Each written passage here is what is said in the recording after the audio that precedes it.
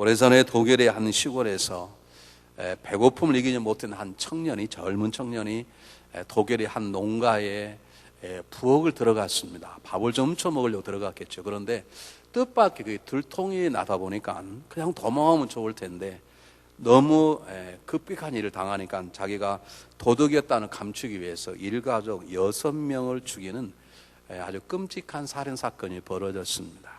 식구가 7명이 있는데 가장 어린 나이 이제 한 10살 정도 된 어린 아들만 중상을 입었는데 살아나게 되었고, 할아버지, 아버지, 엄마, 그다음 형제 자매가 다 끔찍하게 살해를 당하는 사건이 벌어졌습니다.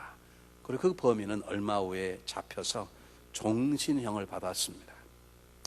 그런데 그 살인자는 교도소에 들어가서 모범수가 되어서 50년이 지난 80이 다 가까울 때가 되었을 때 이제 흔히 정부에서는 특사를 베풀잖아요. 그 특별 사면으로 이제 가석방 나오게 되었는데, 하나 문제가 뭐냐면 그 다 연로한 이제 몸과 마음이 다 지쳐버린 그 할아버지를 누군가가 돌보아 줘야 될 텐데 돌볼 사람이 없는 것입니다. 나가고 싶냐고, 나가고 싶다 그러는데 누군가 그걸 돌보아 줘야 되는데 식구도 없고 자기를 돌볼 만한 것도 없고, 그래서 특사는 받아 나오지 못하고 있는 그 사람을 위해서 시에서 광고를 냈습니다. 이러이러한 사람이 있는데 이 사람을 마지막까지 잘 돌볼 가정이 있으면 이분을 특별 사면에서 할 수 있도록 조치를 취하겠습니다. 그 광고를 냈는데 광고가 나간 지 얼마 되지 않아서 한 60세 된 한 분으로부터 그 할아버지를 자기 집에 모시고 싶다고 하는 연락을 받았습니다. 그 할아버지는 50년이라는 생활을 감옥에 보낸 다음에 80이 된 연로한 모습으로 한 집에 가서 남은 생애를 살게 되었는데, 놀라운 것은 그 60세 된 사람이 누구냐면 살해당한 모든 가정 가운데 살아남은 유일한 아들이었습니다. 그게 세상에 알려지게 돼 그것이 독일을 깜짝 놀라게 하는 충격적인 얘기가 되었습니다. 많은 사람들이 그분에게 물었다는 거죠. 어떻게 당신 할아버지, 아버지, 엄마, 형제, 자매를 죽인 살인자를 당신이 마지막 돌보겠다고 했느냐? 혹시 데리고 있으면서 마지막 아주 공격하고 괴롭게 하려고 그러는 게 아니냐? 정말 당신 마음에 편안한 마음으로 그래 행했느냐라고 묻는 사람들에게 이분은 딱 한마디 정확히 말했다는 것입니다. 다른 이유는 없습니다. I am Christian. 나는 그리스도인입니다. 예수님께서 나의 죄를 용서해 주시고 나를 위하여 죽어 주셨는데 이런 일을 하는 것은 특별한 일도 아니고 위대한 일도 아니고 너무나 당연한 일일 뿐입니다 라고 답을 했다는 것입니다. 우리가 아무리 생각해도 그건 당연한 일이 아닙니다. 쉬운 일이 결코 아닙니다. 여러분 같으면 이런 일 할 수 있겠습니까? 그런데 그 사람 이것이 특별한 일이 아니라 너무 당연한 일이고 그렇게 어렵지 않은 일인데 뭘 그렇게 세상에 떨어가냐는 것이죠. 우리는 그 답변 속에 성경과 동일한 답을 얻게 되는 것입니다. 어떻게 그런 일을 할 수 있냐는 그에게 그는 당당하게 내가 그리스도인이기 때문입니다 라고 말했다는 것이죠. 그리고 그 일이 그렇게 힘든 일이 아니라는 것이죠. 그럼 성경을 놓고 보면 그가 그렇게 할 수 있던 중요한 답이 하나입니다. 그가 그리스도 안에 있는 새로운 피조물이 되었기 때문에 그렇게 할 수 있었습니다.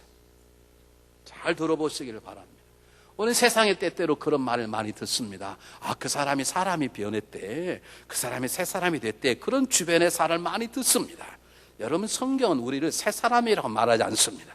성경은 우리들을, 그리스도 안에 있는 사람들을 다시 한번 born again, 다시 태어났다고 말하고 다시 만들어졌다고 말하는 피조물이라고 말하는 것입니다. 저와 여러분은 그리스도 안에서 새롭게 만들어진 새로운 피조물임을 망각해서는 안 되는 것입니다.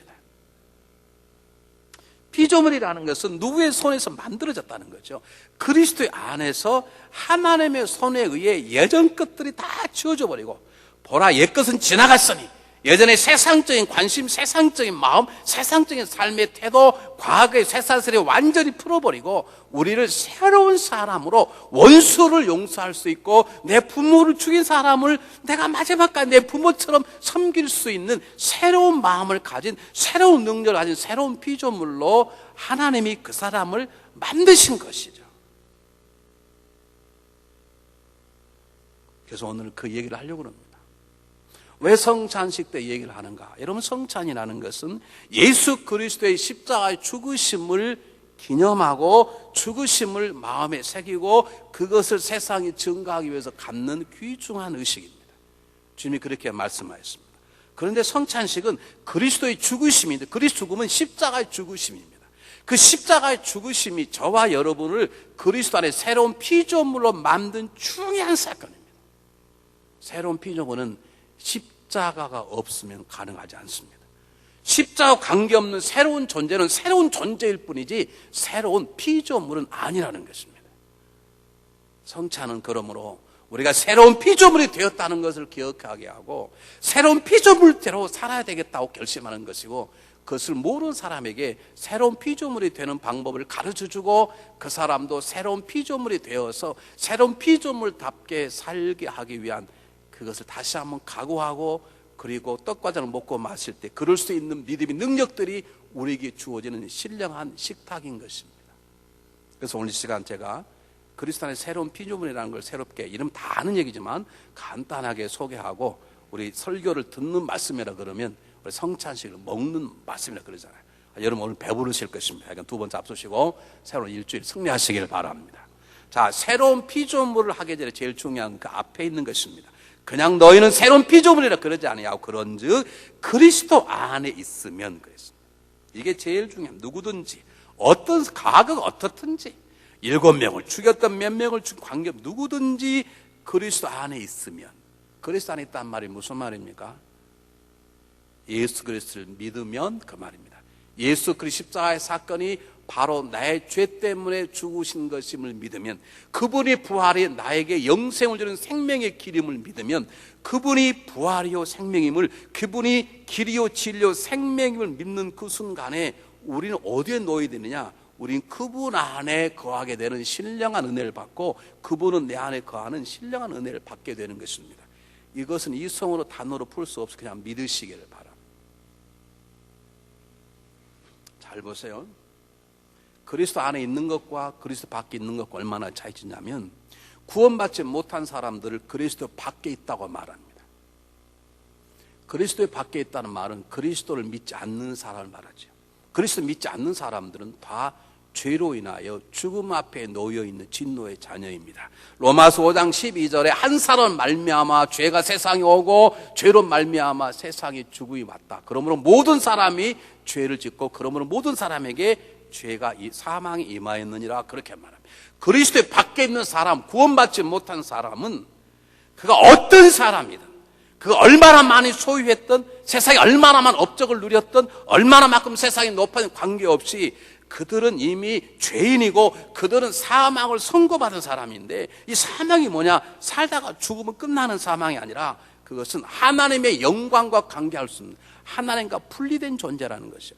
하나님과 분리된 존재가 죽음이고 하나님과 영원히 분리된 존재가 죽어서 지옥 가는 것을 하나님과 분리된 사람의 마지막의 모습이라고 그럽니다. 그것을 그 성경은 둘째 사망이라고 말하는 것이죠.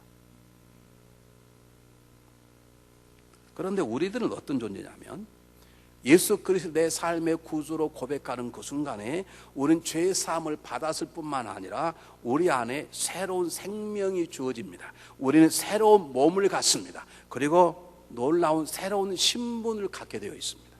이것이 그리스도 안에 누리는 놀라운 복이에요. 잘 보세요. 제가 한번 설명을 드려보세요.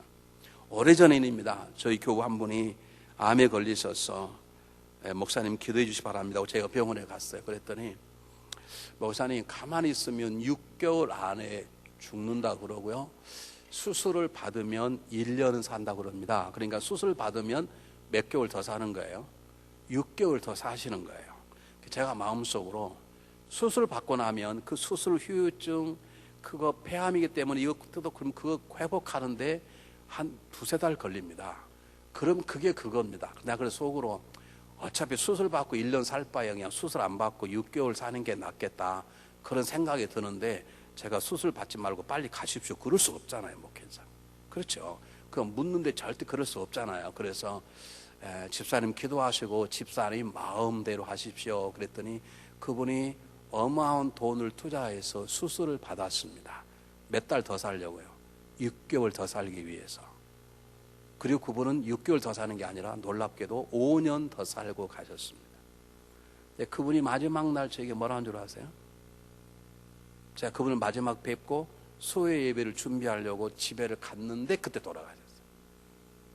근데 그 마지막 저를 뵐 때, 목사님, 5년이라는 세월이 이렇게 짧을 줄 알았으면 그 돈 가지고 교회 내고 그 돈 가지고 목사님 집 한 채 사드릴 건데 그러고 돌아가시더라고요. 나중에 후회는 하셨죠. 발 보세요. 무슨 말이냐면 6개월 살기 위해서 몇십만 불을 투자를 했어. 근데 우리는 영원히 사는데 투자 하나 할 것도 없어. 그냥 예수님, 주님이 죽으심이 저의 죄 때문입니다 라고 하기만 하면 6개월이 아니라 60년이 아니라 600년이 아니라 어떻게 살아요? 영원히 사는 거예요. 난 이럴 때 아멘 안 하면 언제 하려고 아멘을 저축했노? 난 이해가 안 가네. 더 놀라운 것은요, 이번에 한국 축구가 올림픽에서 동메달 따가지고 2년 군대 면제됐다고 난리가 나지 않았습니까? 막 난리가 났어. 김기타는 한 사람은 한 번도 뛰어본 적이 없어. 적어도 1번은 뛰어야 메달을 받지. 메달을 한 번도 안 뛰면 메달을 받아도 그분은 군대 면제가 안 돼. 근데 홍명보 감독이 얼마나 감사하냐. 5분 남겨두고 그분을 내보냈어요. 그 사람은 뛰게 됐지. 여러분 생각해 보세요. 국가 올림픽 선수가 되려면 수만 명의 선수 가운데 선출해서 대표로 뽑고, 그리고 지옥 훈련이라는 혹독한 훈련을 받아요. 그리고 여러분 보셨지만 영국하고 이기려고 얼마나 고생했습니까? 고생해가지고 동메달 따면 겨우 몇 년 면제돼요? 겨우 2년 면제되는 거예요. 그걸 가지고 난리가 났고 축복받아 그러는데, 우리는 주님만 믿으면 영원한 지옥이 저절로 면제가 돼버려요. 더 이상 뭘 바라겠냐고.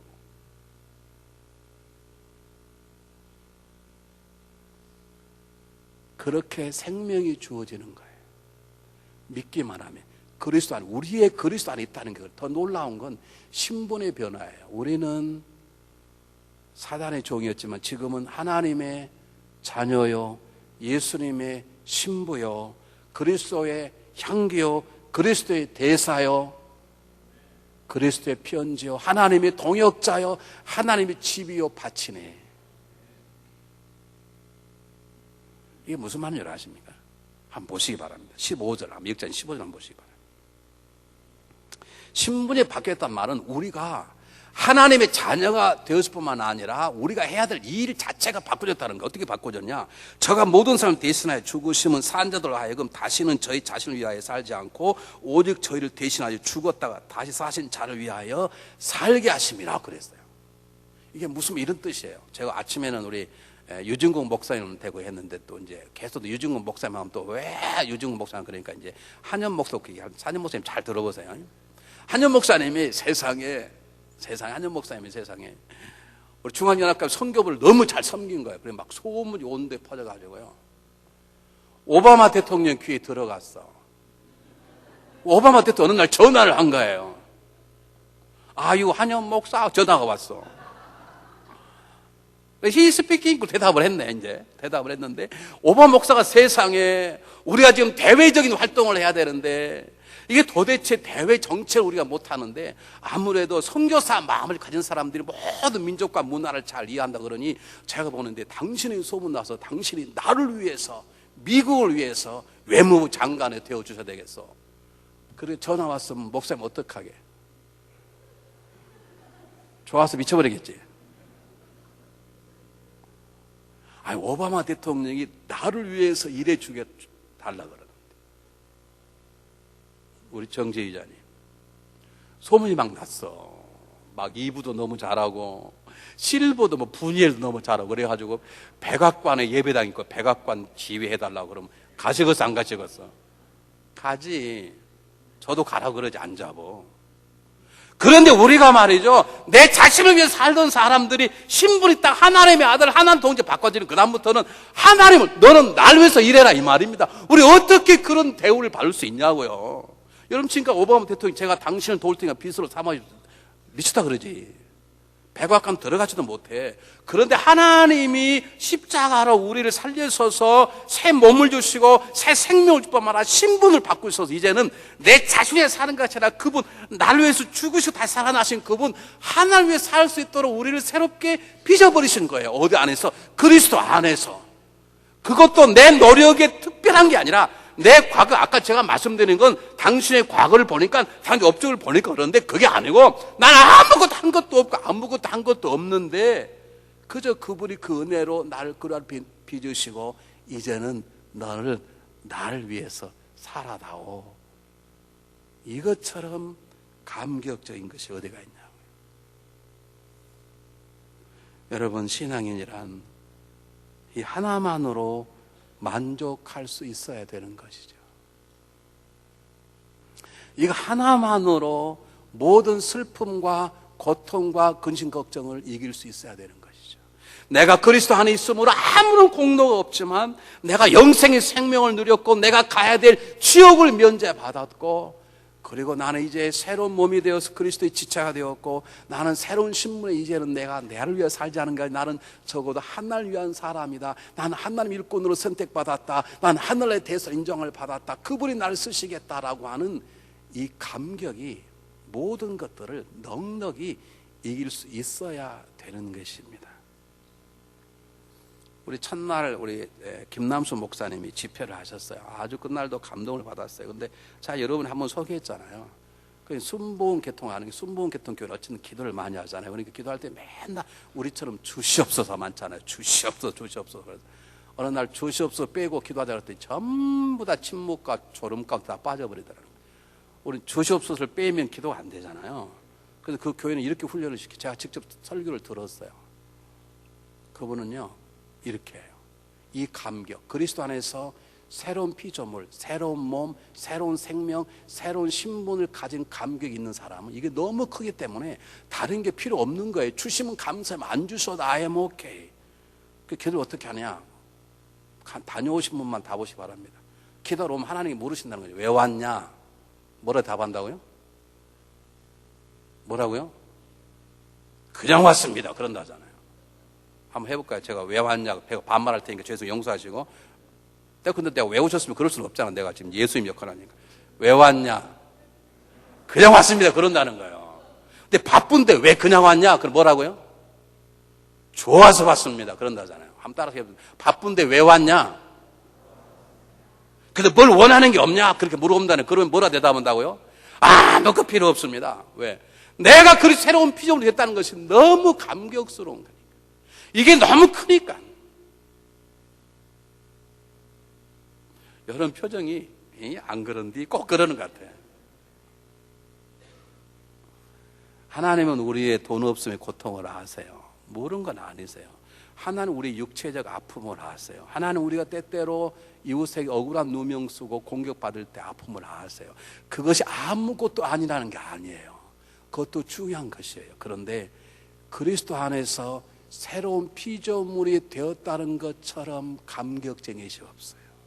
내가 어떻게 하나를 위한 존재가 될 수 있냐고요. 우리가 어떻게 하나님의 종으로 살 수 있냐고요. 내가 어떻게 하나님을 확장시키는 일꾼이 될 수 있냐고요. 출애굽기 12장을 보면 6월절 사건이 벌어지는데 참 재밌습니다. 피를 발랐어요. 피를 문설주에 발랐어요. 물어보게요. 피를 문설주에 바르고 문 밖에 있으면 사까이 죽을까요? 죽어요. 문설 바르고 문 안에 있어야 돼요. 그것이 그리스도 안에 있다는 뜻이에요. 근데 중요한 건 우리는 그것만 안 해. 우리는 피가 발라서 죄가 지나갔다라고만 생각해. 나는 예수 믿음으로 지옥 가는 것이 없어졌다. 나는 이번에 3강이 되었으므로 동메달 땄으므로 병역 군대 우리는 그것만 생각하는데, 하나님이 양을 식구대로 잡아서 식구가 먹을 만큼 잡아가지고 고기를 어떻게 먹으라 그랬는데 혹시 기억하신 분? 안심만 먹으라 그랬습니까? 머리고기, 가슴고기, 허벅다리 고기 다 먹으라 그랬어요. 그걸 다른 말을 바꾸면 주님을 다 먹어버려야 돼요. 주님을 다 먹는 말은 무슨 말입니까? 주님을 떡으로 다 먹어야 돼. 그 말은 무슨 말입니까?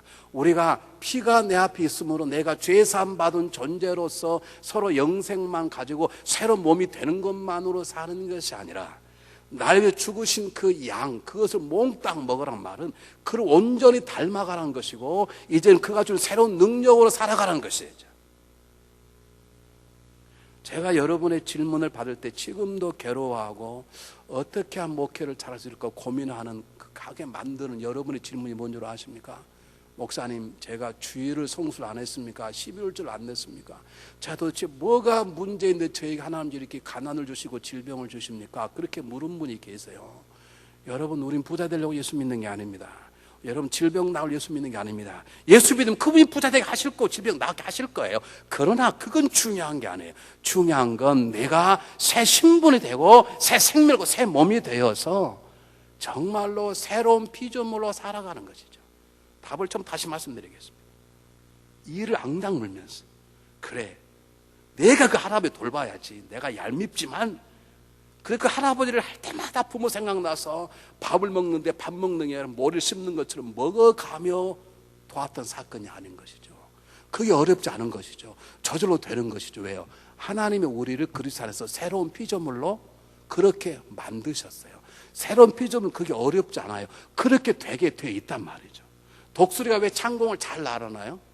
하나님 창공을 잘 날도록 만들어서 그래요. 왜 치타가 그렇게 빨리 달리나요? 그렇게 빨리 달리도록 하나님께서 만들어서 그래요.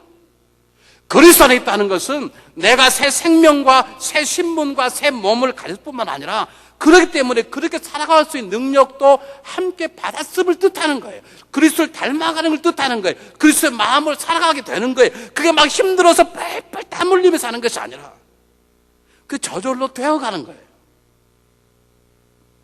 아멘 합시다. 좀 말할 때 그렇게 되어가는 거예요.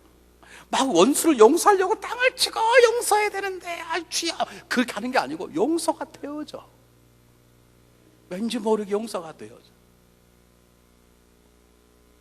옛날엔 세상에 유혹이 오면 그냥 참으려고 막 그냥 참고 억지로 내 몸에 상처 내면서 세상을 유혹을 받는데, 이제는 정말로 피조물이 되면 그 유혹이 그냥 넘어가죠. 내 노력이 아니라 나를 새로운 피조물로 만드신 그분의 은혜, 그분의 능력. 내가 나의 대신 죽은 양, 그의 머릿고기, 내장고기, 허벅다리 고기를 다 먹을 때 지적인 것, 감정적인 것, 그 다음에 의지적인 것들이 내 삶 속에 적용되어 오듯이 진정한 생명의 떡이신 예수 그리스도를 내가 먹을 때 우리에게 새로운 피조물로 살게 되는 힘이 주어지는 것이죠. 떡과 잔을 먹고 마실 때 이 땅에 오신 그리스도께서 하나님으로 하여금 살게 되었던 것처럼, 우리가 떡과 잔을 먹고 마실 때 우리를 죽으신 그분으로 인하여 살게 되는 힘을 얻게 되는 것입니다. 피조물이 그렇게 만들어진 것입니다. 그런데 이러한 피조물로 새롭게 살게 하는, 피조물로 살지 못하게 하는 것이 뭐냐? 우리의 과거의 덫입니다. 우리는 항상 과거에 걸려있어요. 여러분, 저를 대할 때 그냥 처음 보신 분처럼 대하셔야 돼요. 근데 옛날에 꼭 옛날 생각, 목사님 살이 많이 빠지셨네, 그 말은 지난 과거를 생각하고 있으신 거예요. 그러니까 맨날 살 빠졌다 그러지. 처음 보신 분은 살 빠지 안 빠지 어떻게 알아? 여러분, 우리는 과거에 걸려 있어요. 여러분, 과거를 물고 늘어지는 건 사단이에요. 미래를 달려가는 게 성령의 역사예요. 근데 우리는 새로운 피조물로 만들었어요. 예전 건 지나갔어. 예전의 상처, 아픔 다 지나가 버렸어. 그게 하나님의 작품이, 우린 그에 걸려 있어요. 그 걸게 하는 가장 중요한 게 뭐냐면 열등감이에요. 내가 새로운 피조물이라는 걸 보지 못한 채 나 연약함을 볼 때 우리는 절대로 새로운 피조물로 살지 못해요. 어떤 분이 저에게 이메일을 보냈어요. 난 참 감사해요. 어떻게 저에게 제가 그렇게 설교를 준비한지 모르는 그렇게 이메일을 보냈는데, 이메일에 예화 가운데 이런 것이 있었습니다. 농부가 아침마다 샘터에 물을 길러 오는데 요만한 대나무 위치, 그 대나무 뒤에다가 항아리 2개를 달고 물을 퍼가지고 와서 막 자기의 농작물에 물도 주고 그러는데, 한쪽 항아리는 깨끗하고 빈틈이 없는데 한쪽 항아리는 금이 가가지고요, 물 지고 오면 절반은 물이 흐르는 거예요. 이 깨어진 항아리가 항상 미안해, 주인에게. 그 주인에게 이렇게 얘기했답니다. 주인님, 제가 깨어진 금이 가서 미안해요. 괜찮으니까요, 저 새 항아리로 저걸 그냥 바꾸세요. 그렇게 수고하는데 저 때문에 고생하는 거 절반은 그냥 다 헛것이잖아요. 이 그랬네 항아리가 주인이 깨진 항아리를 안고 이렇게 얘기했답니다. 항아리야, 나 너를 알아. 그래 너 아니? 내가 내일 다시 너를 짊어지고 갈 테니까 잘 봐 어떤 일이 있었는지. 놀라운 것은 조금 더 깨어지 아니하는 항아리가 지나간 길에는 전부 다 모래 거칠은 땅으로 변해 있는데 깨어져서 물이 툭툭 떨어진 그곳에는 풀도 자라고 꽃도 피고 놀라운 역사가 일어나. 내가 너 때문에 너를 버리지 않는 것이야. 우리는 내 깨어진 내 자신, 내가 잘못한 내 때문에 우리는 새로운 피조물이라고 생각지 않아요. 우리 그것 때문에 앞으로 달려나가지 못해요. 그것 때문에 나의 새로운 신분의 새로운 사명의 감각을 잃어버리고 살아가는 것이죠. 근데 주님은 그렇지 않아요. 깨어져도 너는 내가 쓰는 새로운 피조물이라는 거예요. 깨어짐을 막지 않고 있다면 하나님 뜻이 계셔서 그러시는 거예요. 성격 급하는 하나님 고치지 않는 하나님 못 고치는 게 아니라 그건 그대로 쓸 수 있기 때문에 그러시는 거예요. 여러분 이것을 기억하셔야 돼요. 근데 우리는 내가 깨어졌다는 거 옛날 어느 사건 때문에 그 과거의 덫에 걸려 있어서 우리는 새로운 삶에 살아가는데 실패하는 것이다 그 말이죠. 여러분 기억하시기 바랍니다. 십자가는 고통이 아닙니다. 그래서 얼마 전에 나왔던 영화, 그 영화는 잘못 만들어지는 것입니다. 멜 깁슨인가 누가 만들어가지고 계속 예수님 그냥 맞게 만들어서 우리 딸이 갔다 오더니 귀신 다 죽여버려야 돼. 그건 잘못 보는 것입니다. 예수님 십자가는 고통입니다. 고통을 말하는 게 아닙니다. 십자가의 가장 중요한 메시지는 용서입니다. 더 큰 메시지는 과거에서 자유입니다. 용서는 과거를 용서하겠다는 것입니다. 그리고 사랑은 새로운 삶에 대한 도움이라 그 말입니다. 십자가는 내 과거의 모든 것들을 잘라내는 것입니다. 그리고 십자가는 새로운 향해 달려나가도록 내 등을 밀어주는 하나님의 능력인 것입니다. 그것을 기억하고 살아가는 것이 성찬식입니다. 오늘 떡과자를 먹고 마시면 우리에게 과거에서 자유케 하고 미래를 향해 새로운 피조물로 살아가게 되는, 원수까지도 품어도 그것이 아프지 아니하는 그런 놀라운 삶을 살게 될 것입니다. 우리 감리교 목사 가운데 사무엘 차드윅이라는 유명한 목사님이 계십니다. 그는 1870년에 그런 복음을 받으려고 본어게인 됐는데 그 어릴 때 가장 힘든 게 뭐냐면 자기 아버지의 구두를 닦는 것이었어요. 이게 비 온 날 진창된 구두를 닦는 건 정말로 힘든 것이었어요. 그런데 어느 날 그 교회는 한 목사님의 설교를 통해서 놀라운 도전을 받았습니다. 그 당시에 존 뉴턴 목사님 405자 어메이징 그레이스 가사를 쓴 목사님이 영국에서 막 이름을 날릴 때입니다. 그때 부흥강서 목사님 한 분이 이렇게 설교를 했습니다. 만약에 존 뉴턴 목사님이 구두를 닦는 사람이었다면 그는 모든 구두를 주님의 구두인 양 닦아서 이 지역의 최고의 구두 닦는 사람이 되었을 것이다. 자기는 지금 구두 닦는 게 싫어 죽겠는데 아버지에게 매맞는 게 싫어서 구두라고 닦아야 용돈도 받고 그렇게 그냥 구두를 닦는데 그 훌륭한 존 뉴턴 목사님이 만약에 구두 닦는 것이 존 목사님이 잡이었다면 그는 그것도 억울하게 생각하지 아니하고 모든 구두를 그리스도의 구두로 여기고 죄를 닦았을 것이다 라고 하는 말이 이 어린 소년의 삶을 바꾸었습니다. 그날 저녁 비가 왕창 왔고 아버지는 진흙이 더덕더덕 붙은 신을 딱 내놓았습니다. 땀 흘려 닦았습니다. 그리고 신발장 올려놓았습니다. 그리고 방으로 들어가려고 그러는데 그 목사님의 말씀이 생각나는 거예요. 존 뉴턴 목사님이 만약 구두를 닦았다 하면 모든 구두를 주님의 구두인 양 최선을 다해 닦았을 것이다. 그 말이 어린 소년의 마음에 와닿았습니다. 다시 갔습니다. 닦아놓았던 구두를 내려놓았습니다. 그리고 스스로 물었습니다. 우리 주님이 이 구두를 신었을까? 우리 주님이 이 구두를 신고 기뻐했을까? 그는 구두를 다시 닦기 시작했습니다. 우리 주님이 신은 구두라면 이렇게는 안 되겠지. 그리고 그는 그 다음부터 변했다는 것이죠. 그는 이렇게 고백했습니다. 나는 그 사건 이후로 내 인생이 변했다.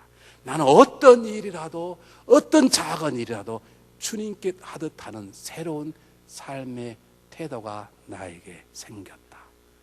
그게 새로운 피조물이라는 증거입니다. 우리 그렇게 살 수 있습니다. 왜냐하면 그것은 우리의 노력이 아니라 우리를 새로운 피조물로 만드신 하나님의 능력이기 때문입니다. 십자가를 통해서 만드신 하나님의 능력이기 때문입니다. 여러분 이 시간 믿음으로 떡과 잔을 먹고 마시면 그 능력이 우리 안에 주어질 것입니다. 영생만 주어지는 게 아니라 내 몸만 새롭게 변하는 것이 아니라 이 삶을 그렇게 살 수 있는, 날 위해서 죽으신 그분을 위해서 살 수 있는 그 길이 힘들고 고통스러운 게 아니라 즐거운 삶이 될 수 있도록 우리 떡과 잔을 통해서 하나님 우리에게 놀라운 능력을 부어 주실 것입니다. 기도하겠습니다.